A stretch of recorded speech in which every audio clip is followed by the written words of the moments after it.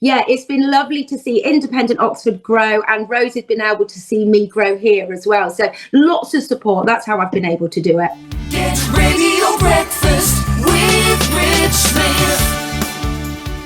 Celebrating 10 years of independent Oxford, chatting to the awesome indies that are around Oxford and beyond as well. Next on the show is Amy Surman from the Amy Surman School of Jewellery. Morning, Amy. How are you? Good. I'm good, Rich. Thanks for having me on this morning. Look, an absolute pleasure. Always great to catch up. And we were just chatting just in the song there.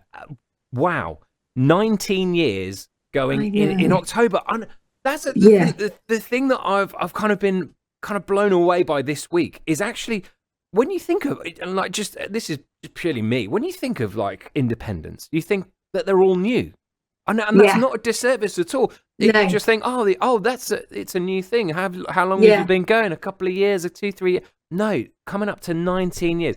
I mean, did you ever think it would go that long? And you know, from that day one of opening up, how have things changed and progressed and grown over those years? Well, the thing is, I think, you know, me 19 years ago, I didn't have all the responsibilities and things that I had today. So I didn't even think to myself, what if this doesn't work? You know, it wasn't so much of a decision then, really, when I was in my 20s. And I knew there was a group of people that wanted to do what I was offering, because it all started for Oxfordshire Adult Learning when I was working for Oxfordshire Adult Learning. They were massively supportive. I used to do lots of kind of jewellery making classes for them. But then I wanted to start to do more. So I found a space and I'd hire out spaces. And then I thought, you know what, I could get a space and I could do this. Then I found the space here on Wilkins Road in East Oxford. And 19 years later, we've still got new people coming through the door. I've still got some of the same people coming through the door. I mean, some of my longest standing students have been with me for nearly 20 years because they started with me, and that's every week. That's 30 weeks of the year because of the weekly classes that I do. And then we do all of our weekend classes. And I mean, I just absolutely love it. I love it. I love being in my sparkly, bright space, surrounded by tools, with my dog, and all these people coming in that end up being totally blown away by their own achievements, things that they've made, things that they never thought they'd be able to make ever, let alone in a 3-hour workshop, you know? That's amazing. And I guess sort of going back to that kind of the early years, the naivety of things, I guess, is it actually a positive thing in a way that kind of drives you on and goes, actually, do you know what? Going to give it a go. Why not? Absolutely. Fearless? Yeah, I know. I loved the job that I was doing at the time, and I was doing lots of work for Adult Learning, but I just wanted to do more. I love people. I love speaking to people. I like meeting new people, and it was just the perfect way to do it. But like I said, I didn't even, people always ask me that, what did you think you would do if it didn't work? And I thought, wow, actually, I never even considered that it wouldn't. You know, but like I say, when you haven't got all the responsibilities of kind of proper adulthood, there's not as much to lose or put on the line, I suppose. And my family have been, and still are today, massively supportive of everything that I do. My students are supportive.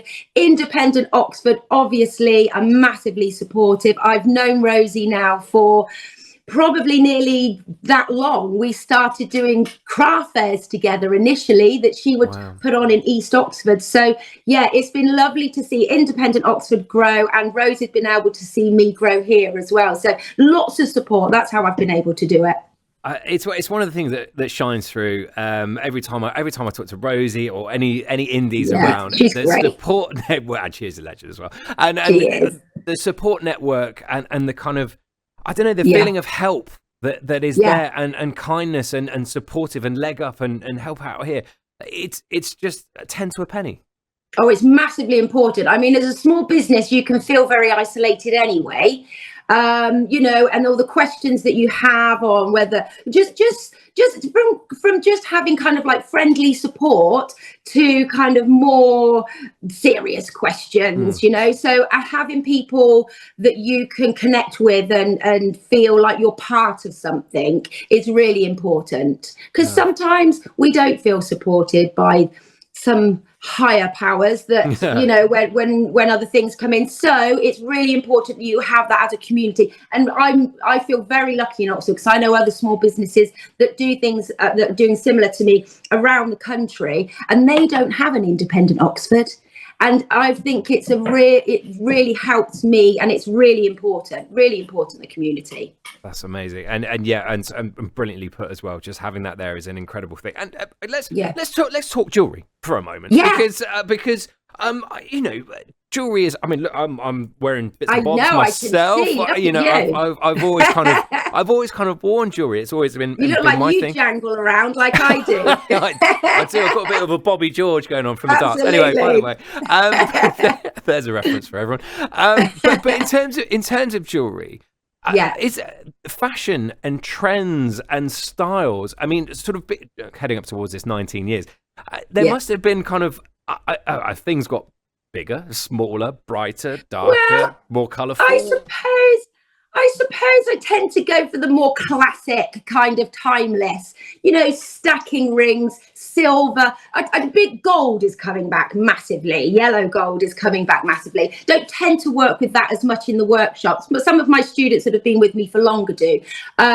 But yeah, people love silver. So we tend to kind of stick with more kind of classic items that people, timeless, really. You know, that, and that's also in terms of sort of the remodeling jobs that I do, where people bring in old pieces of jewellery that they don't wear anymore, stuff that's been inherited from their favourite, you know, auntie, but auntie did not have the same taste as they have today. So we take all the stones out, we make it into something new, and then they have something that they can sort of wear again now. So definitely it's changed. But in terms of the workshop side of things that I do, I think we've always done sort of more classic items that people can make.